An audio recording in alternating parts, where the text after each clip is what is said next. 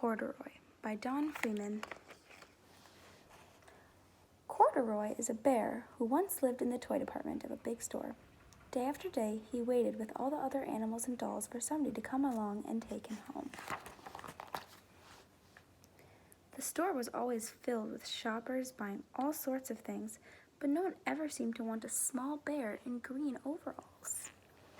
Then, one morning, a little girl stopped and looked straight into Corduroy's bright eyes. "Oh, Mommy," she said, "look, there's the very bear I've always wanted." "Not today, dear," her mother sighed. "I've spent too much already. Besides, he doesn't even look new. He lost the buttons to one of his shoulder straps." Corduroy watched them sadly as they walked away. "I didn't know I'd lost a button," he said to himself. "Tonight I'll go and see if I can find it."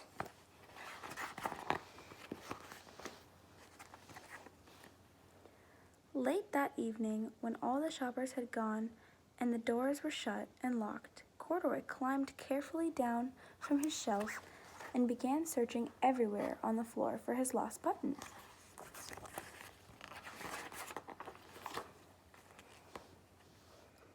Suddenly, he felt the floor moving under him. Quite by accident, he had stepped onto an escalator, and up he went. Could this be a mountain? He wondered.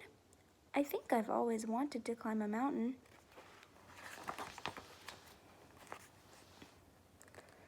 He stepped off the escalator as it reached the next floor, and there, before his eyes, was the most amazing of sights. Tables and chairs and lamps and sofas and rows of beds. "This must be a palace," Corduroy gasped. "I guess I've always wanted to live in a palace."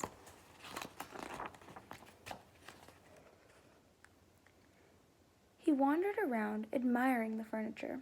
"This must be a bed," he said. "I've always wanted to sleep in a bed." And up he crawled onto a large, thick mattress.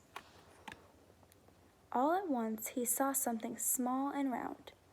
"Why, here's my button," he cried, and he tried to pick it up, but like all the other buttons on the mattress, it was tied down tight. He yanked and pulled with both paws until pop!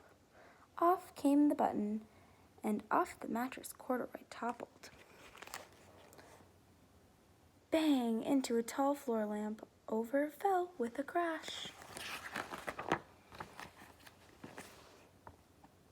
Corduroy didn't know it, but there was someone else awake in the store.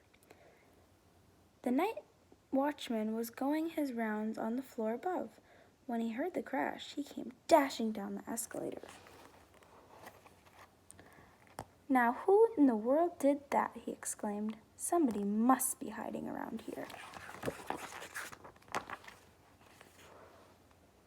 He flashed his light under and over sofas and beds until he came to the biggest bed of all, and there he saw two fuzzy brown ears sticking up from under the covers. "Hello," he said. "How did you get upstairs?"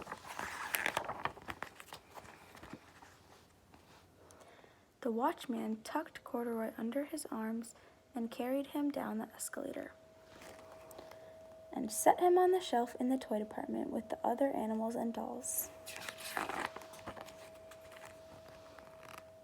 Corduroy was just waking up when the first customer came into the store in the morning, and there, looking at him with a wide, warm smile, was the same little girl he'd seen only the day before. "I'm Lisa," she said, "and you're going to be my very own bear. Last night I counted what I've saved in my piggy bank, and my mother said I could bring you home."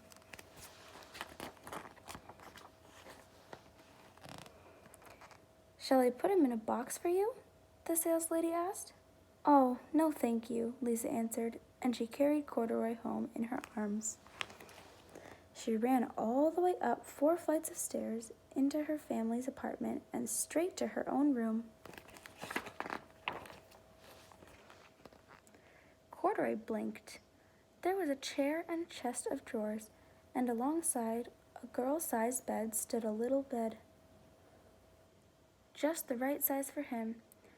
The room was small, nothing like that enormous palace in the department store. This must be home, he said. I know I've always wanted a home. Lisa sat down with Corduroy on her lap and began to sew a button on his overalls. I like the way you are, she said, but you'll be more comfortable with your shoulder strap fastened.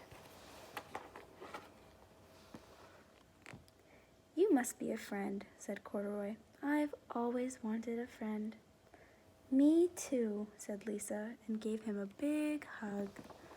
The end.